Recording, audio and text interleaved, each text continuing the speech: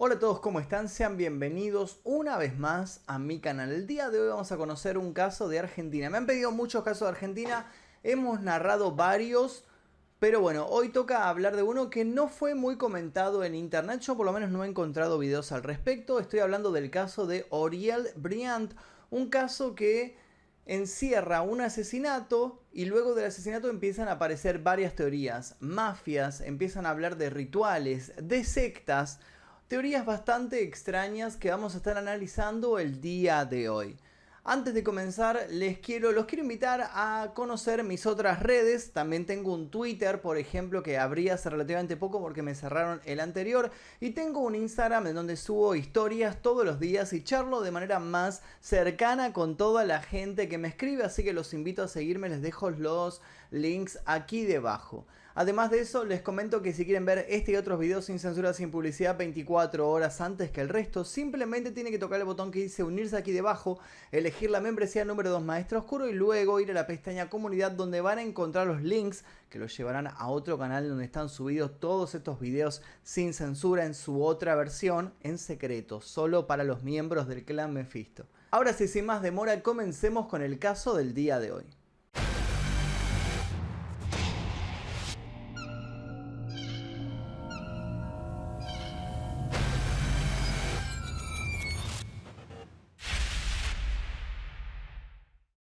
Aurelia Catalina Briand, más conocida como Auriel Briand, era una profesora de inglés de nacionalidad argentina. Su familia tenía ascendencia inglesa y residía en la localidad de Citibel, Partido de La Plata, provincia de Buenos Aires. La particularidad de este suceso fue que más allá de que Auriel terminara asesinada y descuartizada, también se enlazaba el caso con despechos, prostitución, mafias y ritos satánicos.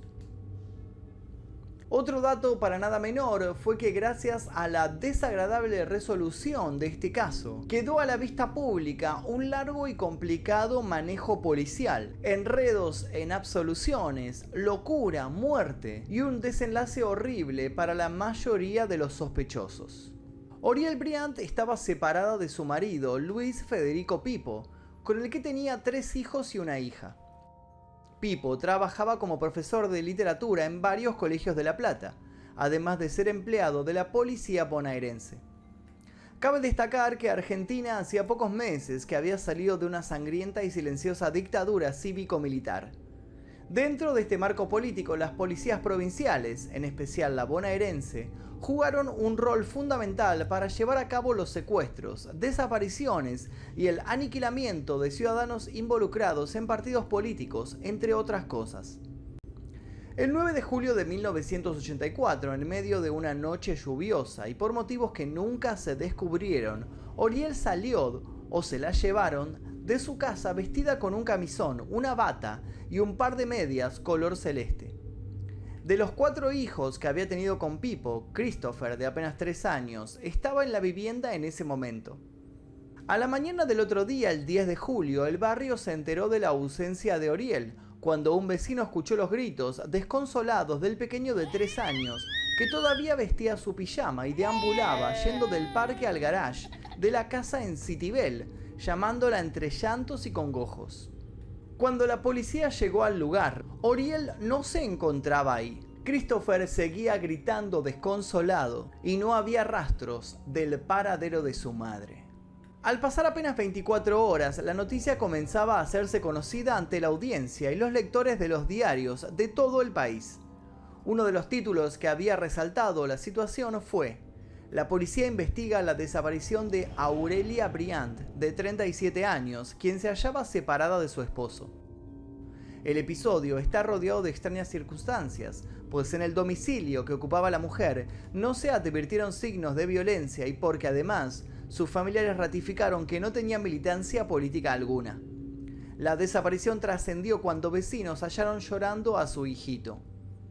Los investigadores trabajaron intensamente hasta que el 13 de julio, a la altura del kilómetro 75 de la Ruta 2, encontraron el cuerpo de la profesora. Presentaba 2 impactos de bala calibre 32, uno en una nalga y otro en la cara, generando grandes daños en el rostro. Además, tenía alrededor de 37 puñaladas, la mayoría en sus genitales. Estaba desnuda, solo vestía las medias celestes con las que había desaparecido. Por efecto del castigo sufrido, le faltaban varias piezas dentales. Desde el primer momento, los medios de comunicación cubrieron este asesinato con los pocos datos que tenían. Algunos incluso inventaron detalles para generar más impacto. En el lugar del hallazgo, los policías intervinientes demostraron su torpeza al no preservar el perímetro y, sumado a eso, al redactar mal el acta de inspección ocular. No se hallaron huellas, rastros ni elementos útiles. La primera persona en ser arrestada fue el vecino de Oriel, Alberto Menzi, el vidriero, con quien ella mantenía una relación sentimental. El mismo día en que se encontró el cuerpo de Oriel, lo detuvieron e intentó suicidarse durante las primeras horas. Luego confesó estar desesperado.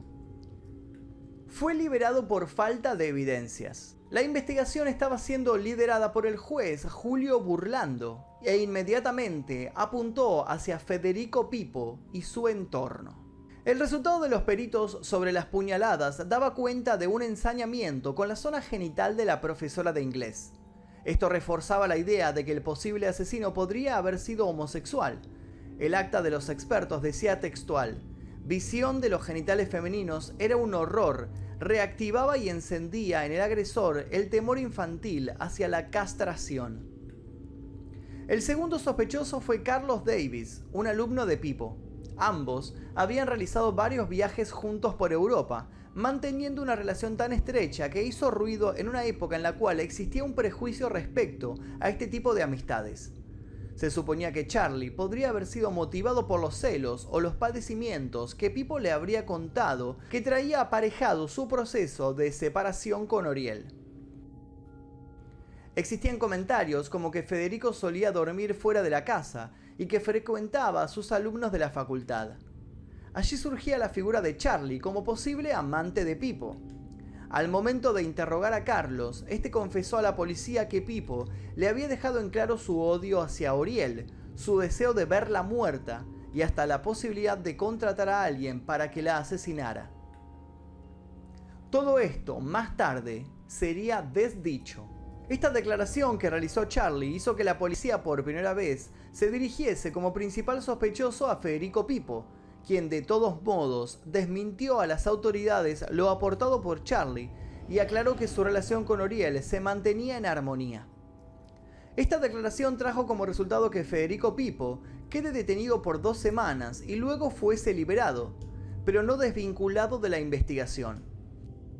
Ahora, debido a los allanamientos a las propiedades de los sospechosos y pistas por parte de la policía, los miembros de la familia Pipo quedaron bajo la mira.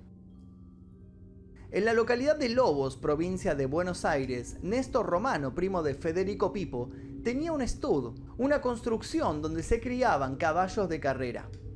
Néstor declaró que entre la noche del 9 de julio y la madrugada del 10, el Renault 12 color azul de Federico se hizo presente en ese lugar, estando al volante Esteban Pipo, hermano de Federico, y que dentro del auto había una mujer rubia en estado de semiconciencia, con características físicas muy similares a las de Oriel Briand. Además, a bordo del auto se encontraba la mamá de Pipo, la señora Angélica Romano. Inmediatamente luego de este testimonio se detuvo al hermano, a la madre y al primo de Federico, pero este último en una declaración policial terminó negando lo anteriormente afirmado para asegurar que nunca había visto a Oriel. Gracias a esta primera afirmación de Néstor de haber visto a Oriel en el estudio, se habían abierto investigaciones en el lugar. Los forenses estuvieron recogiendo y registrando muestras del suelo. Posteriormente, pese al intento de anulación de esta declaración por parte del primo de Federico, se constató que los restos de tierra encontrada en las medias del cadáver de Oriel Briand coincidían con las muestras recopiladas con los forenses en el estudio. De esta manera el clan Pipo quedaba en evidencia y estaban muy complicados para desviar las miradas que de manera casi unánime se dirigían hacia ellos.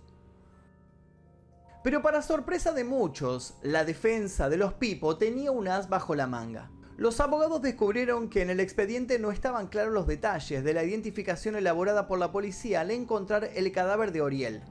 El comisario, al armar el acta de pruebas en el lugar en donde se encontraba el cuerpo, no dio detalles sobre lo que tenía puesto Oriel en ese momento. La Cámara Penal de La Plata declaró la nulidad del acta y desestimó las pruebas, al no estar identificadas ni cuantificadas. Fue por esto que luego de pasar un año en prisión, Federico Pipo y su madre fueron liberados. Ante la falta de pruebas, el fiscal platense Bruno Casteller no los pudo acusar, por lo que solicitó el sobreseimiento de la familia. El juez Burlando debió avalarlo. Si ellos hubiesen sido declarados culpables, la familia podría haber sido condenada a muerte, ya que en ese momento aún regía en el país la pena capital, contemplada en el artículo 142 del Código Penal, y que fue derogada por Raúl Alfonsín. Por otra parte, el cuerpo de Oriel fue depositado en una tumba del cementerio de La Plata. Como nadie pagó la tasa municipal de sepultura, en 1991 los restos fueron sacados del lugar y fueron lanzados a un osario común. Dentro de las teorías y los rumores que rodearon este caso aparecieron unas bastante disparatadas. Una de ellas aseveraba que Oriel Briand había sido secuestrada para filmar una película de pornografía snuff, donde también se practicarían rituales satánicos. Según la denuncia, la producción, que incluía escenas del secuestro, la violación y el asesinato de Briand, había tenido varios artistas porno involucrados. El 28 de agosto de 1985, en el diario La Razón, narraban que la denuncia se había conocido en los tribunales platenses, así como también un presunto informe acerca de que la película habría sido encargada por un grupo dedicado a este tipo de trabajos y que habría sido vendida en los Estados Unidos. La venta había sido llevada a cabo por el tío de uno de los implicados en un primer momento del crimen, el estudiante Charlie Davis. Al día siguiente, otra nota agregaba: el film del crimen de la profesora Briand, que contiene sádicas y aberrantes escenas, se habría rodado en una estancia bonaerense. La película nunca apareció y la denuncia, con el correr del tiempo, fue desestimada. También se habló de varias venganzas. La primera contra los padres de Oriel, porque ellos habían trabajado para la embajada británica y apenas habían pasado 2 años de la Guerra de Malvinas. La segunda aseguraba que había sido una venganza contra Pipo y su hermano Esteban, que eran sargentos de la policía bonaerense, por haber participado de los grupos de tarea de la dictadura. Esta denuncia tampoco llegó a ningún puerto y fue archivada. La investigación oficial del crimen, envuelta en pruebas descartadas, mala praxis policial, testimonios contradictorios y versiones antojadizas, terminó en un camino sin salida y rodeado de incertidumbres que aplacarían a los familiares que quedaban vivos. Federico Pipo y sus hijos quedaron marcados para siempre. Años después, 2 de ellos fueron detenidos, acusados de robo y por abuso de estupefacientes. Federico Pipo se volvió prácticamente un ermitaño. Una de sus últimas apariciones públicas fue para denunciar que sus hijos lo maltrataban. El 28 de diciembre del año 2001, Federico Pipo fue internado en el hospital neuropsiquiátrico Melchor Romero, luego de que la policía lo encontrara deambulando desorientado por las calles de Citibel. El ex docente de policía caminaba entre los autos por el camino General Belgrano y 467 sin advertir lo riesgoso que eso era. Al ver el estado de abandono total de su persona y lo desorientado que estaba, lo llevaron a la comisaría. En el cuerpo médico se comprobó que Pipo se enredaba en incoherencias y contradicciones. En el neuropsiquiátrico se estableció que padecía una alteración mental y que corría peligro para sí mismo y para los demás, por lo que se decidió la internación. Murió en su casa en septiembre del año 2009. 35 años después, hubo un policía retirado que, manteniendo oculta su identidad, reconoció varios errores en los peritajes, dejando en claro que algunos de los sospechosos habían sido los encargados de asesinar a Oriel Briand. En aquella época no existían los protocolos para preservar la escena de un crimen.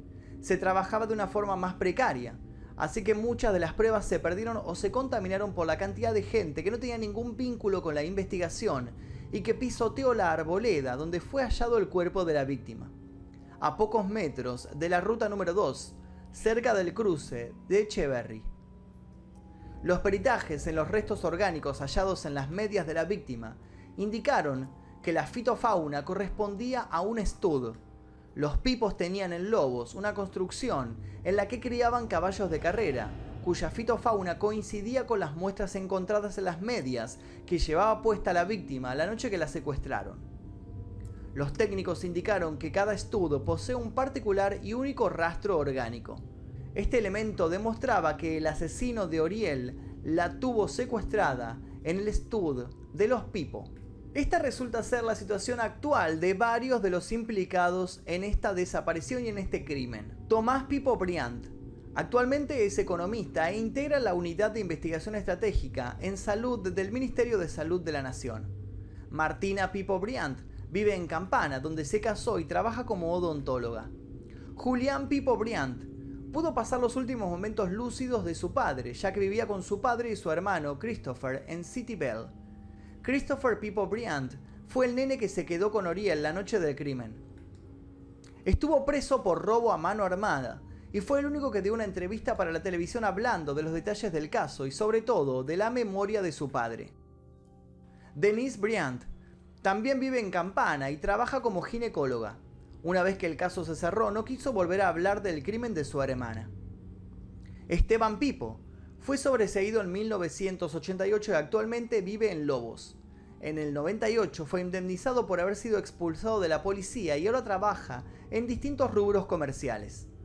Angélica Romano fue sobreseída en 1988. En un momento se dijo que había sido la autora intelectual del asesinato de Oriel. Nada se pudo demostrar. Murió de muerte natural. Néstor Romano fue sobreseído en 1988. En el stud de su casa de Lobos, la justicia creyó que habían matado a Oriel. Murió en el año 2006 luego de padecer una dolorosa enfermedad. Alberto Menzi murió en 1991 de un ataque al corazón. Carlos Davis ahora vive en Estados Unidos. Ni el clan Pipo ni la familia Briand volvieron a hablar del caso. A pesar de todo el acoso periodístico recibido, los sospechosos fueron condenados socialmente y llevan sobre sí mismos el estigma social. El caso aún sigue sin resolverse. Y hasta aquí el caso de Oriel Briand, un caso muy interesante que, como ya les dije, sigue abierto y todavía no hay una resolución. Sé que muchos de ustedes tal vez tienen otros datos, hay muchas teorías dando vueltas. Intentamos irnos por la rama más lógica, más policial, no ir tanto por la rama fantasiosa que hablaba de sectas, de satanismo, de rituales y demás, pero si quieren aportar sus datos aquí debajo en los comentarios, son completamente bienvenidos y podemos discutir entre todos qué sucedió aquella noche. Los invito también a dejar su like, a suscribirse si todavía no lo hicieron y también a dejar sugerencias de posibles casos en este canal. Y también los invito a pasar por mi otro canal, El Día Que, donde van a encontrar un montón de videos para ver. Mi nombre es Magnus Mephisto, nosotros nos veremos seguramente en el próximo video. Adiós.